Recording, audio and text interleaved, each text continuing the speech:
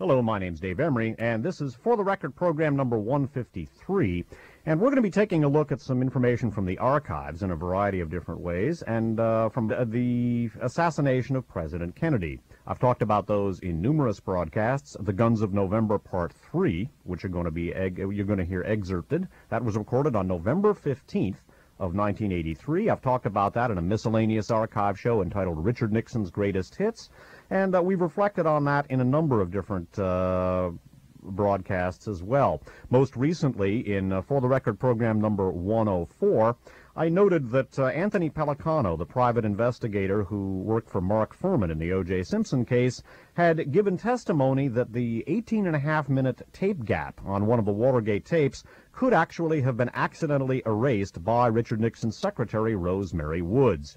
That same Anthony Pellicano also gave information with regard to the House Select Committee on Assassinations investigation that maintained that the fourth shot from the grassy knoll, which led the committee to conclude that there had been a conspiracy in Kennedy's assassination, Anthony Pellicano said that that was simply an error, that there was, in fact, no fourth shot. So one should note that there are evidentiary tributaries running between the past and the present, and that Anthony Pellicano, who laps upon the shores of Mark Fuhrman's world, also weighed in during the Watergate investigation and said that, the 18-and-a-half-minute tape gap was just an accident.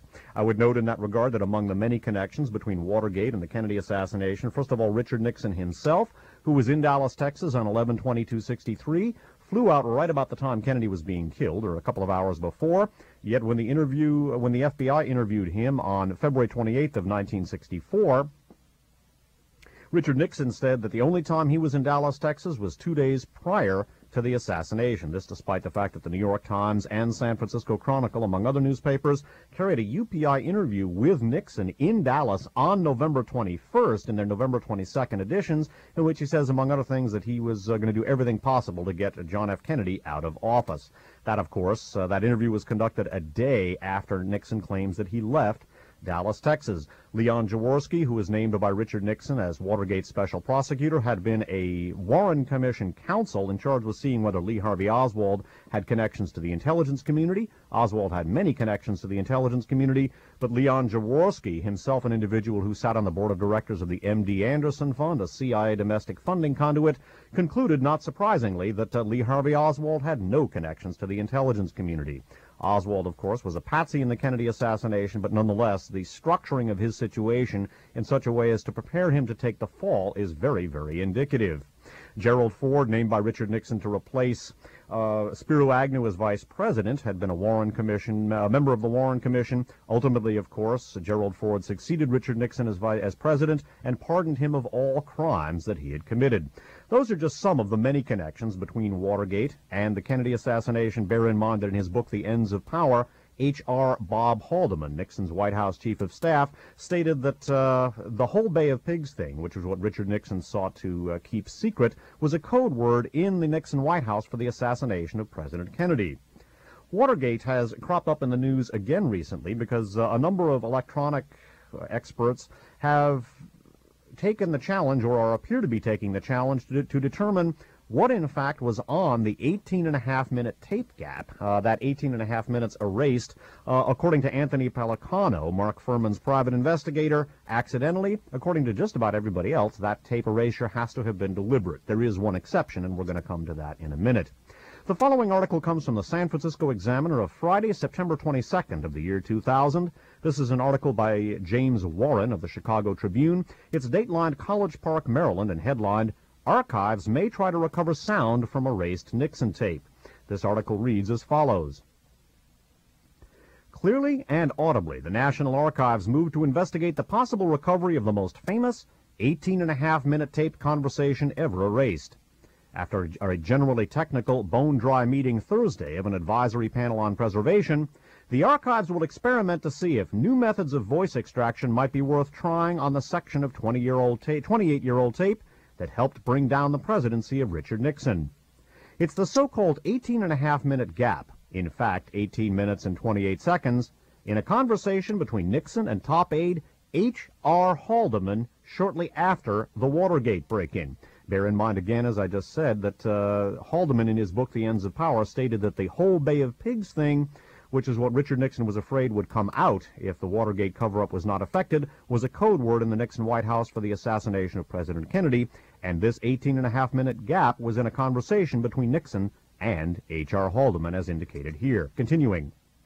The erasure is significant because it covered Nixon's first conversation on Watergate taped by his White House recording system after the 1972 break-in. It has long been assumed that someone intentionally erased the tape, though Nixon's secretary, Rosemary Woods, said she did it accidentally. The gap and the subsequent allegations of obstruction of justice not only helped lead to Nixon's ultimate resignation, it also prompted congressional changes in the law involving presidential materials.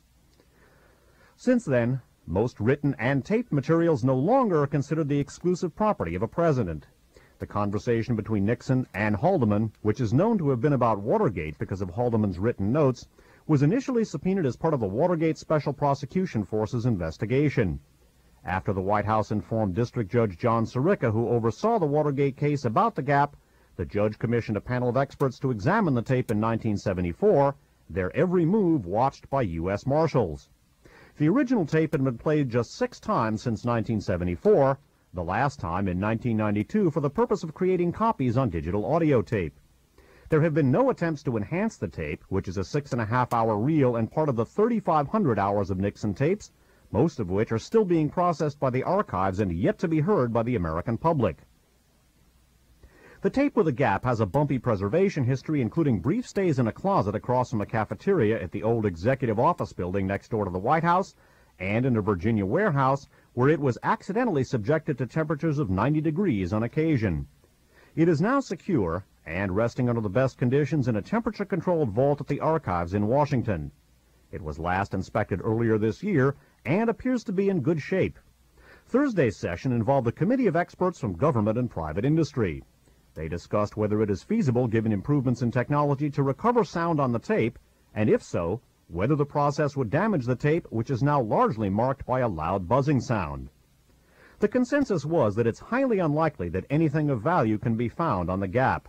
The majority clearly supports the findings of the 1974 panel of experts. Quote, "The tapes were not very intelligible in the best conditions and then were erased," unquote, said John McKnight, a member of the 1974 panel who is a sound expert at Magnetic Reference Laboratory of Mountain View. Quote, "It's commonly assumed that if you took the buzz away, there would be speech. I think we did everything we could do in 1974, unquote. Bruce Koenig, K-O-E-N-I-G, a former top forensic audio expert with the FBI who now runs a private firm in Clifton, Virginia called BECTEK, that's capital B-E-K, capital T-E-K, all in capital letters, likened the situation to building a sandcastle on a beach, then knocking it down and returning 30 years later.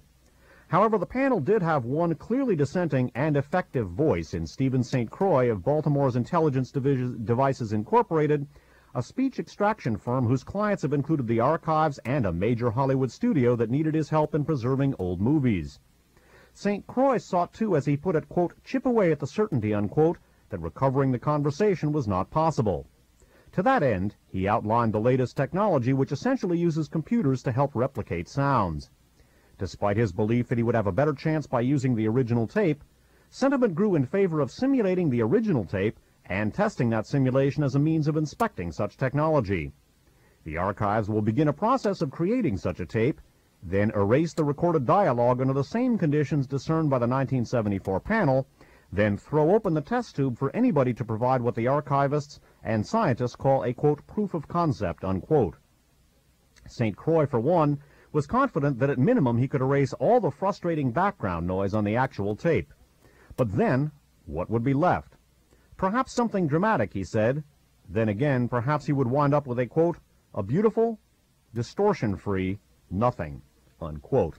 Well, obviously, I'm in no position to say exactly what the panel of experts is going to come up with in their attempts to restore the 18-and-a-half-minute gap. I wouldn't hold my breath about anything dramatic coming out of that, simply because it is probable that the information on that 18-and-a-half-minute gap, which appears to have been a deliberate erasure, was quite damning. And what we're going to do in order to gain some perspective on propositions that the Nixon White House came up with to erase the tapes, and in particular an individual who figured in Jim Garrison's investigation and whose name crops up in connection with White House aide Charles Colson's proposition to erase the Watergate tapes.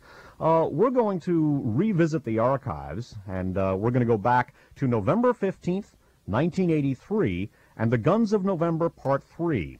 In addition to my own voice, in the excerpt you're about to listen to, you will hear the voice of my very charming and capable former co-host, Nip Tuck, who assisted me with the on-air responsibilities. This, again, is from the Guns of November, Part 3, November 15th, 1983, and the discussion will resume will begin in the middle of an analysis of a number of figures that Jim Garrison tried to have extradited to New Orleans in order to pursue his investigation, but who for one reason or another did not wind up in New Orleans. This again from the Guns of November, Part 3. Now, the third of the would-be the third of the people that Garrison tried to have extradited and was unable to do so was a guy named Gordon Novel, last name Novel. Now, Novel was affiliated with the same anti-Castro, CIA-sponsored right-wing milieu in New Orleans in the South that we've been talking about. Now, he also was affiliated with Bannister's, quote, detective agency, unquote. And Novel had deposed to Garrison in connection with an arms theft case connected with Bay of Pigs that a whole bunch of munitions taken from the Schlumberger Company, intended for use by the Bay of Pigs Brigade against Castro, had been stored overnight in Guy Bannister's detective agency. Again, this second-floor walk-up with two addresses, one to right-wing Guy Bannister, one to left-wing alleged left-winger Lee Harvey Oswald. Now, Garrison wanted to question Gordon Novel in connection with the Kennedy case. Novel split for Ohio, and Garrison filed an extradition request to then Governor of Ohio, John Rhodes. Is it John Rhodes? I know there was the minority leader was John Rhodes from Arizona, and it was Governor Rhodes of Ohio. I believe it's Governor John Rhodes. Governor John Rhodes. Anyway, Governor Rhodes, first name we may be wrong on, but Governor Rhodes of Ohio, and I think it's John Rhodes. Basically, he agreed to extradite Gordon Novel on the condition that Jim Garrison would not question him about the assassination of President Kennedy. Now, this is absurd, of course, because that was the very thing that Garrison was attempting to have Novel extradited in order to question him in connection with. So the governor of Ohio says, yeah, we'll grant the extradition request if you don't question him about the thing you want to question him about. And so that's who this fellow Gordon Novel is now. Pick up on his connections to Watergate. That's right. That slays me, no pun intended. Okay, this little section we're reading here is from a book called Coincidence or Conspiracy, produced by the Committee to Investigate Assassinations under the direction of Bernard Finsterwald, Jr., coincidentally enough, James McCord's lawyer at a later point, and compiled by Michael Ewing. This particular book is published by Zebra Books, Kensington Publishing Corporation. It's copyright 1977. We're going to start out talking about Charles Colson, but Gordon Novel will crop up very quickly. Charles Colson, President Nixon's special counsel and widely hated hatchet man from 1969 to 1973, was the man who originally selected E. Howard Hunt to set up the secret White House plumbers. Colson, with a single exception of H.R. Haldeman, seems to have been involved in more of the horrors of the Nixon Rogues Gallery than any other aide. During his years with Nixon, Colson attained a well-deserved reputation as one of the meanest, most slippery and dangerous men ever to serve in American government. Nixon himself had once remarked, quote, Colson would do anything. Colson had once been involved with one of Jim Garrison's former, quote, suspects in a mysterious plan to erase the Nixon Watergate tapes in March of 1974. This strange information first came to the surface in August of 1974, when Jack Anderson disclosed that Colson had met with New Orleans electronics specialist Gordon Novel in March 1974, and had begun developing plans for the magnetic erasure of various Nixon tapes. Novel, who had received national attention in 1967 as District Attorney Garrison's, quote, missing witness when he was under investigation for his reported contacts with both David Ferry and Clay Shaw. Novel and Colson discussed the use of an experimental degaussing machine, which could project a magnetic beam into the Nixon tapes and erase them without having to handle them in any way. Anderson reported that Colson had described some of the tapes as containing conversations that, quote, could cause the president's grief. and that Novell recalled that Colson had also spoken of using the erasing machine to obliterate some secret recordings maintained by the CIA as well. Following his discussion with Colson in March of 1974, Gordon Novell flew to Texas to see an associate and drew up a blueprint for the erasing plan, which he cryptically referred to as, quote, the El Paso matter, when he later sent the blueprint to Colson by hand courier in Washington. Colson claimed that the whole erasing idea was just, quote, a joke, and that he had discussed the plan only for, quote, a little bit of comic relief. Okay, well, without confusing you by trying to give you too much more on the Watergate thing itself, just bear that in mind. Here's Gordon Novell, a former Jim Garrison extradition request denied by John Rhodes unless they would agree not to talk to him about the very thing they wanted to extradite him for.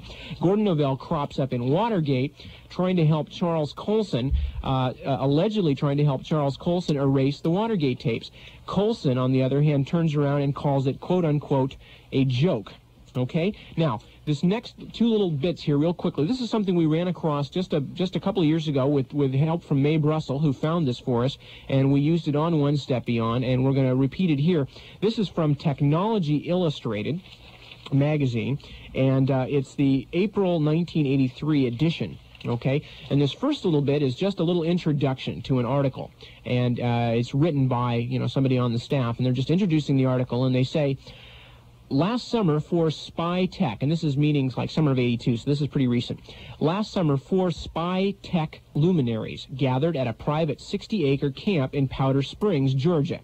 Mitch Werbel, the host, known in military circles as, quote, the Thomas Edison of silenced weapons, Gordon Novell, a New Orleans entrepreneur and reputed offshore arms merchant, sometimes referred to as the Mad Bomber, Gordon Liddy, star of Watergate and his own autobiography, Will, and Lieutenant Colonel Alan Bell, U.S. Army, retired, one of the world's acknowledged experts in the field of electronic spycraft.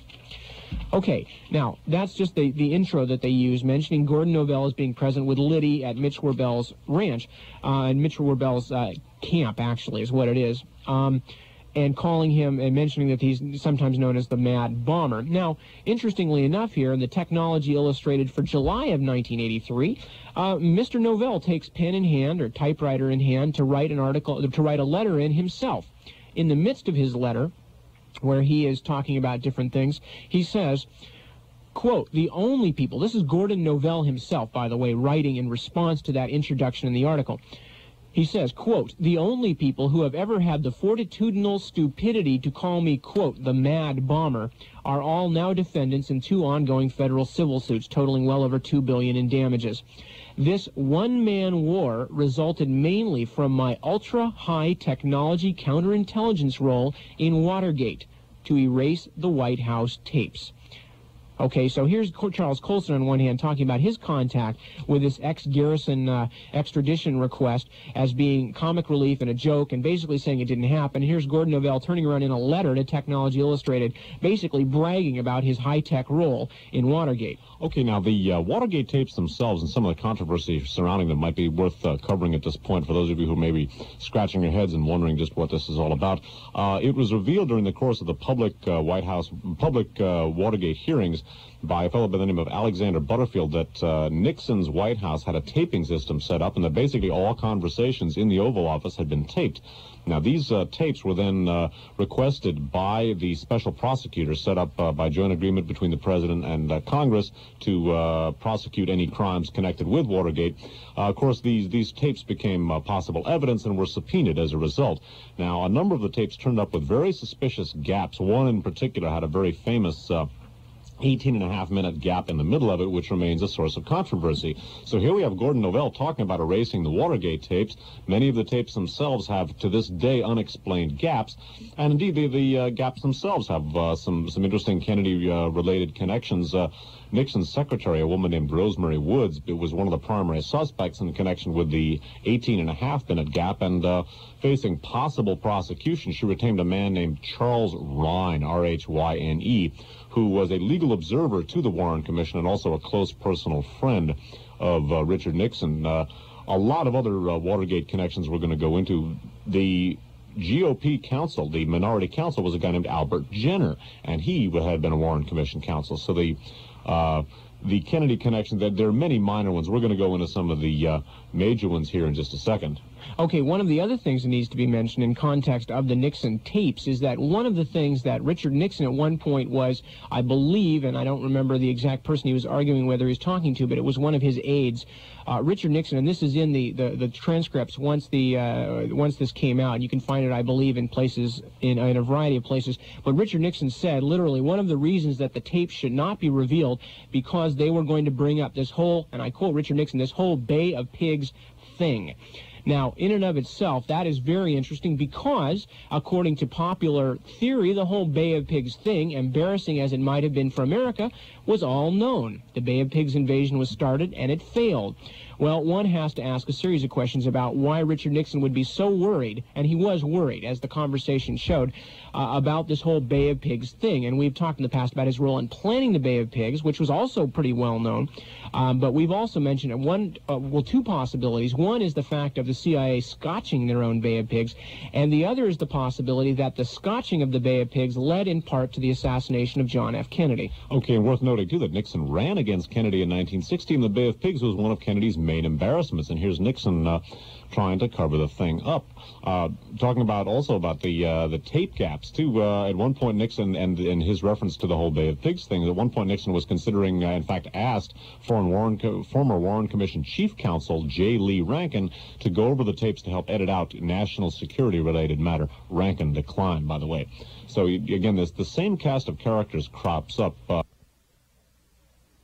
That again from the Guns of November Part 3, that recorded on November 15th of 1983. And again, in addition to my own voice, you also heard the voice of my very charming and capable former co-host Nip Tuck, who assisted me with the on-air responsibilities. Bear in mind that as we discussed in the Guns of November Part 3, and as we discussed in Richard Nixon's Greatest Hits, a miscellaneous archive show from 1994 made after Nixon passed away, Nixon himself was in Dallas, Texas, as we noted earlier in the broadcast, and lied about it to the FBI. His dissembling with regard to his presence in Dallas, Texas would have been enough information, or it was basically sufficient to convict him of perjury and to indict him for the murder of President Kennedy. If someone can be proved to have lied or otherwise misrepresented information in order to cover up a crime, it's considered prima facie evidence for indicting that person for the crime that they attempted to cover up. So that may very well hold a clue as to what exactly was on that 18.5-minute gap, and also what it was that Richard Nixon was afraid of if the Watergate tapes were released. Now, note in particular the curious position of Gordon Novell, one of the people involved in Jim Garrison's investigation in New Orleans, and the fact that White House aide Charles Colson had recruited Gordon Novell at one point to erase the Watergate tapes. Also note that in Technology Illustrated, the technology publication alluded to in that, or actually excerpted in that particular tape segment, Gordon Novell made reference to his ultra-high technology role in erasing the Watergate tapes, or studying the feasibility of erasing the Watergate tapes. A very, very interesting comment indeed. This is Gordon Novell was rebutting some of what he viewed as critical commentary in that technology publication. We're going to excerpt to Miscellaneous Archive Show M3 on the other side of this program, and we're going to hear what Gordon Novell had to say for himself in an impromptu interview, and I think his comments prove very, very interesting indeed. Let me remind you, first of all, that all of the various tapes that I've alluded to, and as well as the Guns of November that you heard excerpted, are available from a tape duplication service. The name of that service is called Spitfire, S-P-I-T-F-I-R-E. They're located at P.O. Box 1179. That's Post Office Box 1179. That's in Ben Lomond, California, capital B-E-N, capital L-O-M-O-N-D, zip code 95005. Once again, that's Spitfire, S-P-I-T-F-I-R-E, P.O. Box 1179, Ben Lomond, California, 95005. The email address for Spitfire is mail, M-A-I-L, at spitfirelist.com. That's mail at spitfirelist.com. There's a list of and description of the various tapes available from Spitfire on the Spitfire website at www.spitfirelist.com. That's one word, S-P-I-T-F-I-R-E-L-I-S-T.com. The For the Record segments have mini article-length descriptions on the web, and beginning with the description for the Record program 233, they are sourced. The sources for each piece of information are rigorously annotated. Please note that I am rewriting descriptions for the archive shows as I record this on October 15th of the year 2000. On the other side of this tape, we're going to listen to what Gordon Novell had to say for himself with regard to his having been recruited by Charles Colson to erase the Watergate tapes. That concludes Side A of For the Record program number 153, again being recorded on 10/15/2000. My name's Dave Emory. Thanks for listening. Hello, my name's Dave Emory, and this is For the Record program number 253, Side B, being recorded on October 15th of the year 2000. We've been talking about Watergate, and specifically we've been talking about the famous 18.5-minute erasure on one of the Watergate tapes. Recently, a number of electronics experts have undertaken the possibility of restoring that 18.5-minute tape gap in order to find out, if possible, what was on that tape gap. The erasing of the Watergate tapes is a subject that I've dealt with on and off for many, many years. First of all, and as you heard in Side A of this broadcast, on November 15th of 1983, we discussed the possible recruitment of Gordon Novell, a veteran intelligencer and one of the figures who crops up in Jim Garrison's investigation in New Orleans, and Charles Colson, Nixon White House aide Charles Colson's attempts to recruit Gordon Novell to erase the Watergate tapes. Also his curious reference to that in a letter taking issue with some comments about Novell in a technology publication. On October 29th of 1984, in the wee hours of the morning, I was a guest on a now-defunct San Jose-based album-oriented rock station called KOME. KOME, there is still a station called KOME, but they have a different frequency and a different format. And the host of this talk show was Larry Johnson. And the tape excerpt that you're about to hear is taken from Miscellaneous Archive Show M3 that's available from Spitfire. About 20 minutes before the end of the program, and this was about 3 o'clock on a Monday morning, after I got off my Sunday night show on my home base station, KFJC, I was a guest on Larry Johnson's Expressway show on KOME. And after discussing some of the particulars of the Garrison case, we got a very, very interesting call. And the person who called was none other than Gordon Novell, whom you heard referred to in the first side of For the Record program number 253. What I'm going to do now is to play you that phone call in its entirety. Bear in mind, this is about 20 minutes to 3 on a Monday morning. And you'll hear the call as it actually took place. And not only does Gordon Novell have some interesting things to say, perhaps between the lines, about his possible role in the Watergate tapes, Watergate tape erasures, although he officially denies it, you will also hear something very unusual, which is you will hear Dave Emory kiss a blank blank, which is something I don't generally do very often, but there are times when one wants to do that. This, again, is excerpted from Miscellaneous Archive Show M3, and this is an interview or a spontaneous discussion between myself and Gordon Novell on Larry Johnson's Expressway talk show on KOME, and again, this is October 29th of 1984. Okay, those are disturbing observations that you make. Let's see what our callers are thinking about these days. 575 KOME as we talk with Dave Emory. Let's go to line number 1. Good morning. You're on the air. Hello? Hello, you're on the air. Mr. Emory, my name is Gordon Novell. I was driving from Los Angeles to San Francisco when I heard you mention my name, and you state that you're a researcher, and you stated that District Attorney Garrison tried to extradite me from Ohio and that Governor Rhodes refused to extradite me.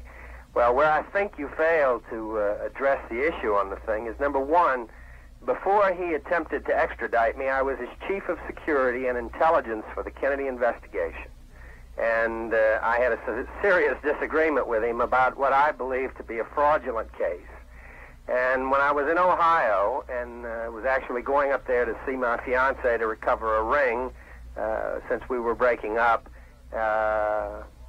Garrison found out from Walter Sheridan at NBC that I had been working with Bobby Kennedy to expose the investigation of Garrison as a fraud. He then charged me with being a material witness in the assassination, so I went in 24 hours. I went from chief of security of the investigation to his most important material witness, and I say, quote, most important material witness, because that's the way he stated it in his press releases. Further, the reason the governor didn't extradite me from Ohio wasn't because of anything having to do with the assassination. Garrison couldn't extradite anybody on the basis of being a material witness or being a witness if they didn't want. If you're a witness to something and you don't want to cooperate, then you just don't want to cooperate. So what he did is he charged me with being he charged me, this was in 1967, he charged me and alleged that in 1960 that operating as an agent of the CIA that I burglarized an ammunition dump to supply some, we will call it opposition faction within the CIA with some munitions to carry out after Bay of Pigs activities. That also turned out to be more bull feathers, I guess. And as a result, the governor didn't extradite me. And Mr. Garrison later went on to represent me in a number of other matters, and he and I are somewhat friendly these days. At least I have been in the past with him. But I'm just trying to tell you that you can't make a statement like that without really researching it, and people didn't pay much attention to what anybody had to say at that time except Garrison. Well, let me interrupt you here at this point, caller, and give you a couple of sources from which my information comes from. Now, the information that I have about the Kennedy assassination, I'm 35 years old and was 14 at the time Kennedy was killed, so obviously the information that's at my disposal comes from research done with primary and secondary and once in a while primary sources. We do have a primary source on the air now, Dave. Well, right. Well, that was my next question. I'm a little bit nonplussed. The person does seem to have a good working familiarity. Perhaps this is indeed Gordon Novelli, and I'm a little, as I say, I'm very. I'll give you my Social Security number if that'll help. Well, okay. Hang on just one second. Let me give the two of the numerous sources on which the account of the Garrison investigation and your situation in particular come from. First of all, a former FBI agent and researcher who's done a lot of writing on not only the John Kennedy assassination, but also the Robert Kennedy assassination. Well, that's a fellow in San Francisco. He's a former, he's now a private detective, Turner. Right, okay. You did indeed identify that name. Also a fellow by the name of Bernard Fensterwald, who... Not a fraud. Well, basically, I personally think he's a CIA agent, but he... Absolutely. Well, okay, he wrote a book called... Coincidence or Conspiracy. He did 2 chapters about me in the book, both of them fraudulent. Okay, and the interesting thing is that Bernard Fensterwald was also James McCord's defense attorney. This is really interesting. I'm not doubting what you're saying about being Gordon Novell. I'm very surprised, to sort of be sitting up here on I was surprised at 3 o'clock in the morning to be driving down the highway and hearing my name mentioned on the air. I can imagine. I'm surprised. I'm surprised to be getting a call here. So you really did. Is that truly how you just happened to hear about it? You're just driving down the road and heard it? I was just going through San Jose en route to en route to San Francisco. This is great. This is one of the magic moments of radio. Let me ask you a question, Mr. Novell. What do you think of all this conspiracy theory talk? Because it's something that has got to be one of the major dissonant factors in a lot of our consciousness. I'd also, after you answer his question, I have a couple I'd like to ask you. Again, this is let me emphasize that this is not said in a spirit of malice. I've simply been I understand that. Investigating these things, and as certainly. You know, I've sued a lot of people about that. Oh, I know, and that's one of the things. That's one of the things I wanted to ask you about too. After you answered Larry's question, I just wanted to say that. Certainly anybody who's done any serious investigation or reading research, let's say, of the Kennedy assassination realizes that the official version is fertilizer. I mean, it's complete nonsense. So that I just want to say, I want to reiterate that I'm not pointing an accusing finger at you, and none of what I'm saying is done in a situation of malice. Because if you are indeed, and the more you talk, I'm inclined to suspect you are indeed Gordon Novell, because you show a really good working familiarity with the intimate details of this thing. I have a lot of respect for the power you can wield, and I'm not out, I'm not gunning for you or something. You're right. I like to believe that I'm a one-man army, but that's not the issue here. What I think is the issue is that people just tend to take and say, well, okay, the guy was involved with the Garrison investigation, and he was charged with being a material witness. Now, what is being a material witness? The man put and I call him a man, he put a $50,000 bond on me, which at age 26 I could barely cover. Mm-hmm. I had to be all of 23 years old when the assassination occurred. He well knew at the time that I was sitting in Toots Shor's restaurant with a number of very prominent show business people cutting a contract on Bourbon Street at the World's Fair. I was an entrepreneur with a $5 million project at age 23 at the New York World's Fair. The furthest thing from my mind was the Kennedy assassination. There were maybe 16 people, and yet I've heard, as a result of Garrison, other kooks have come out of the woodwork and accused me of being the umbrella man and being at Dealey Plaza and firing an impossible shot from a gun concealed in an umbrella, which was a periscope, and all kinds of, or a signaling device. I've heard so much BS over the years. Could I interrupt you? It caused me so much heartache that every time I get a chance and somebody comes up with it, I have to respond, because the whole thing is while there may have been a great conspiracy, it certainly wasn't Garrison's conspiracy. Okay, Mr. Novell, let me interrupt you here for a second and explain a little something to the listeners who probably did not understand the reference you just made. There is a fellow, one of the subjects of controversy that's come up in connection with the assassination of President Kennedy concerns the so-called umbrella man. Just as President Kennedy passed through the place in Dealey Plaza where the fatal shots occurred, a fellow, and this was a bright, sunshiny day in Dallas, lifted up an umbrella, opened an umbrella in the midst of this sunshiny day. It has, and then twirled it a couple of times, and it is the view of many people who have done research into the assassination, and I must say I'm inclined to agree, that this umbrella served as a type of signal for the fire teams in Dealey Plaza. Now, one researcher, I believe it was Bob Cutler, wasn't it, who accused you of being the umbrella man? Yeah, well, Mr. Cutler in 1979 or late or early 80, came down to New Orleans. He paid me $750 to take a lie detector test. I was the lie detector test, which he selected the examiner, etc. I passed without even trying. Very difficult. I mean, the point that I'm making is that there were a number of test questions, etc. I offered to take truth serum, which I don't know anybody can cheat on that. And I also offered to do a FBI-administered narco synthesis. And I just told him, I said, you can try voice lie detectors, 3-pin polygraph, truth serum, or hypnosis. And even though he did that, he still came back, and over the years has tried to create himself a niche in the buffdom. It might be a good way to describe the people who look into the thing. By accusing me of literally assassinating the president. And he damn well knows that if I had to call on an alibi, my alibi would be about 17 people who, I again repeat, were sitting with me at Toots Shor's as I relieved Mike Todd Jr. of $600,000 for the French Opera House Theater at Bourbon Street for the 64-65 New York World's Fair, which is, it's abundantly proven that I was there. And yet these people who, for whatever reasons, they'll go about playing gadfly, and I'm not accusing you of being that. You seem to be well-researched. They will take photographic enhancements using computer enhancement techniques today, and they will try to superimpose my face or some other poor victim of this game of let's find a conspirator.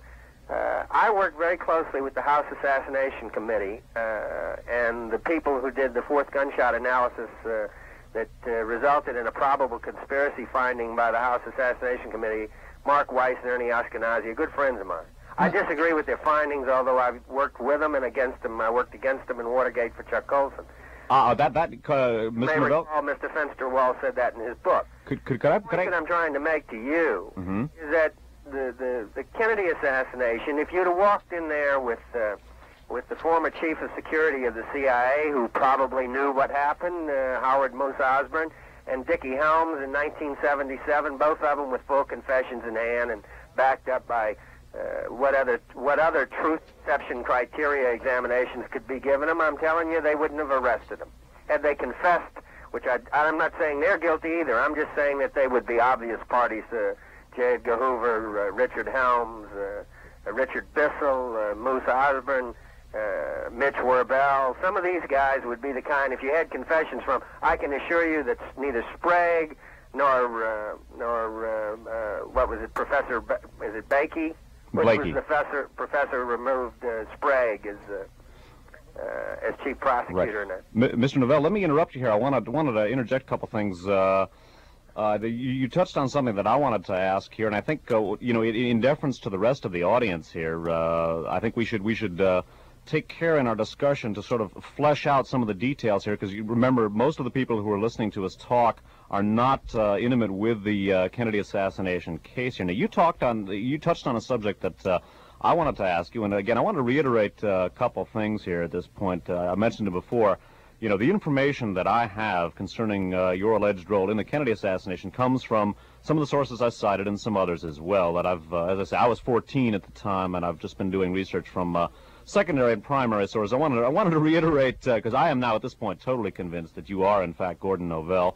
If not, you're certainly somebody that's gone to an awful lot of trouble to research the facts. I want to reiterate that I'm not, gunning for you or pointing an accusing finger, that these are simply the facts, and also want to reiterate that I have a very healthy respect for your ability to deal with somebody that was, in fact, gunning for you, because I have done some research. Now, one of the things which, one of the connecting links between the investigation of the assassination of President Kennedy and the Watergate case, and here my information that I'm about to cite here comes from one of the books that I referred to earlier, a book called Coincidence or Conspiracy by a man named Bernard Fensterwald, one of the investigators in the Kennedy assassination. I personally think the guy is CIA, although there's... I know that he's CIA. Okay, well, there's a lot of good information in his book. Now, one of the things that he alleged in that book was that Charles Colson, one of the advisors of the Nixon White House, and rumored by many, or reported by many, I should say, to be about the meanest SOB in a very mean crowd of SOBs in the Nixon White House, that he was recruiting you to, in essence, edit the very famous Watergate tapes using a degaussing gun, and that some speculation had arisen among people who have looked at some of the connections between Watergate and the JFK investigation, have suggested that possibly there may have been a connection between Colson's work, his alleged recruitment of you, and the very famous gaps that appeared in the Watergate tapes. Now, Colson has denied that you were in fact involved, but something which had come to my attention was I've forgotten the exact title, but it was a high technology publication. In fact, it might have been called something like High Technology Review or Technology Review, and it came out, I believe, in the early summer or late spring of 1983. And in that, it referred to a meeting of electronic counterintelligence specials. Liddy, myself, Alan Bell, and Mitch Werbel. Yeah, right. And then in a letter in response to that, you talked about a number of things. You referred to some suits, and you referred to... I am proceeding against the U.S. Treasury to trial right now. I've been granted... the court has granted me the right to try the Bureau of Alcohol, Tobacco, and Frame-Ups for the sum of $651 million compensatory for faking tapes in the prosecution that they brought against me because of my creation of the 1984 World's Fair. Well, the thing that was interesting, there was a statement in that letter you wrote where you referred to your old, I think your exact words, correct me if I'm wrong now, were my ultra-high technology role in erasing the Watergate tapes. Now, yeah. Was that a misstatement? No, that was an exactly correct statement. What happened was Colson asked, he had done some back research. He had found out that Watergate had resulted from what we will call an enormous legal miscarriage of justice, which originated from me telling J. Edgar Hoover that I thought he was a raging fag in 1968 when he was harassing me because I sued Garrison in Playboy magazine, and I exposed a counterintelligence operation that he had going at that time in the depositions, and he had sent me some very serious warnings about not doing these kind of things, and I told him that I was a free operative and that I did what the hell I pleased, and he made some other rather nasty remarks, so I kind of had a serious little disagreement with him in the Mayflower Hotel's beef baron room, and he then proceeded about 6 months later to charge me with interstate transportation of electronic intelligence equipment, to wit a Crown CRC 6250F tape recorder and an AM/FM radio built in a briefcase that I purchased in Lazarus Department Store in Columbus, Ohio, and took to Reno, Nevada. That in turn, right prior to that, the professor who headed up the House Assassination Committee after Sprague was removed, had penned the laws that created Watergate, i.e., thou shalt not possess a device that is, quote, primarily useful for the surreptitious interception of wire or oral communication, unquote, which became Title III. And I was the first man convicted for possessing such a device. I carry them all the time now. You can buy them anywhere, but the law is still on the books, and the government, i.e. the Justice Department, doesn't enforce those laws because they're patently fraudulent and unconstitutional. But they did enforce them, A, on me, and then about a year and a half, 2 years later, they enforced them on Mr. Liddy and Mr. Hunt et al. Possessing a Liddy paid Jim McCord $35,000 for a bogus transmitter, which was placed in the Watergate in the first entry, and then apparently malfunctioned, I believe, on cue, and forced him to go back because I believe that McCord set the whole thing up, and that Liddy and the rest of them were a bunch of dupes. But the point I'm trying to make to you is that history in these things is generally rife with, yeah, there's some wheat there, but it's ground up into the chaff. And if you don't carefully and microscopically sit down and pick the facts apart, you really don't, all you get is the writer's versions. How can a man go from being the chief of security of the Kennedy investigation, and who actually, in great measure, promulgated the thing with Garrison, and then find out that Garrison's completely horse feathers or bull feathers, and then turn around and the next day when we disagree about he shouldn't fake a letter with and superimpose Lee Harvey Oswald's signature onto Clay Shaw's stationery in order to create non-existent evidence, and we had a very steaming fight about faking evidence. He then charged me with being a material witness, because that's the only thing he could charge me till he fabricated another charge. Gordon, we only have about 5 more minutes here before we have to leave the air. There's one more thing I just wanted to say very quickly. Yes, so we're going to have to move along here, Mr. Novell. There is just one quick... So, in other words, you deny actually having erased the Watergate tapes. Only because they didn't pay me. Okay, well, but in other words, are you saying that... I did propose to erase all 4,004 tapes. I did the counterintelligence investigation for Fred Bizard and Sinclair and those guys that said that the tape gap was an accident. Alan Bell was the one who wrote the report, the fellow who invented the voice lie detector for me. And but at the same time, yes, I did propose to erase all the tapes, and it was quite a legal issue. Jaworski said before he died, told me one afternoon, he says it was completely legal, because until the Supreme Court ruled those tapes were evidence, we could have erased them. Okay, so in other words, here's the point that I wanted to make, is that when I saw that letter that you wrote in that technology publication, I took it from the phraseology as a tacit admission that, in fact, you had been involved in that role. And I'm a little bit confused as to what you're saying is basically between the lines. There were 6 reports that said that the 18-and-a-half-minute tape gap had been done on purpose. There was a report that never made it in the press because the press didn't want to say anything about it, that destroyed the indictment, that Jaworski and I can't remember the other prosecutor's name had prepared for Rosemary Woods. I had done the rebuttal study and prepared the rebuttal study with Dector Counterintelligence and Security in Virginia that said that there was an accident. And we had effectively gotten in their knickers because there was a possibility that that tape had been accidentally erased. I did not erase that tape. I would have erased every tape in Watergate, and I can assure you President Nixon wishes I had. All righty. Well, listen, a couple of things very quickly, because we're virtually out of time here. I just want to say that I'm totally convinced that this is, in fact, Gordon Novell. I wanted to thank you very much for participating and for your remarkable degree of candor on certain subjects here. And I just want to say that this has been some fantastic radio. Perhaps some of the listeners are wondering, well, gee whiz, hey, we didn't get a chance to call in.